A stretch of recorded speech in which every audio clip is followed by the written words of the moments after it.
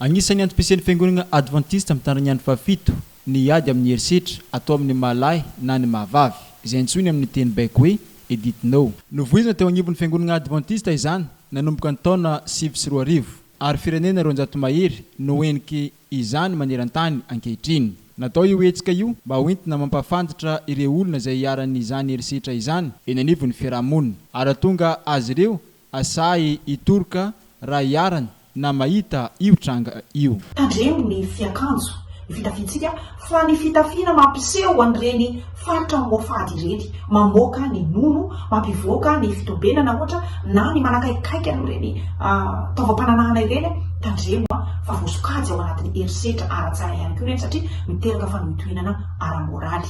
Atao raha misy trangana herisetra hitantsika dia aok'izay ny fahanginana sahia mitoroka na ny arany herisetra aza tazomina kobokoboana ao anivon'ny fianakaviana na ao anivon'ny fiarahamonina na eo anivon'ny fiangonana raha misy ny herisetra. Fa ny fitoroanao dia fandraisana anjara sahady, fandraisana andraikitra sahady amin'ny fampihenana ny tany herisetra izany na trangana herisetra. Ny tsy fitenenanao kosa dia manome fahamindray ny fampitombona ny herisetra. Tsy vitany manabe sy manentana olona asa hitoroka ihany ny fiangonana. Hoy Emara Kotoarsoa, departementan'ny MIFEM FMN, fa midina eny fotony manadiady ary mandrian-tagnana sy manome vahaolagna ho an'ny olona izay hiarany io herisetra io. Ny anjara raisin'ny fiangonana zany dia voalohany indrindra mitady, tsy hoe miandry fotsiny fa mitady reny sokajin'olona reny mihitsiny.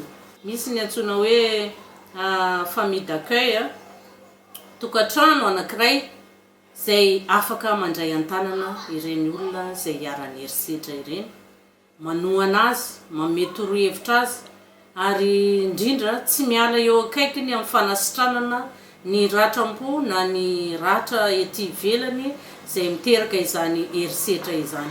Voarara ary mahavoasazy roa hetsy hatramin'ny 2 tapitrisa ariary araky ny lalàna 2019 tsipika 008 ao amin'ny andininy fahasivy ny fanaovana herisetra. 12 taona no novoizina teo agnivon'ny fiangonana Adventiste ity hetsika ity ary isaky ny volana Aogositra tahaka izao no anatanterana azy.